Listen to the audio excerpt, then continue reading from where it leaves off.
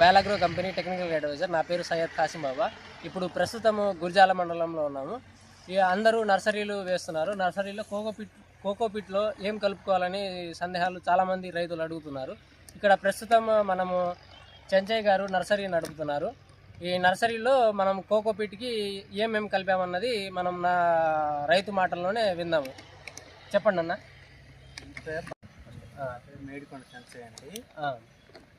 మాది అనూహ్య నర్సరీ అండి. ఇది టన్నుకు వచ్చేసి 20 కేజీ కలిపానండి. టన్నుకు వచ్చేసి ఇది దీని పేరు ఏంటండి, హైరోమై ప్లస్ కేజీ కలిపాను.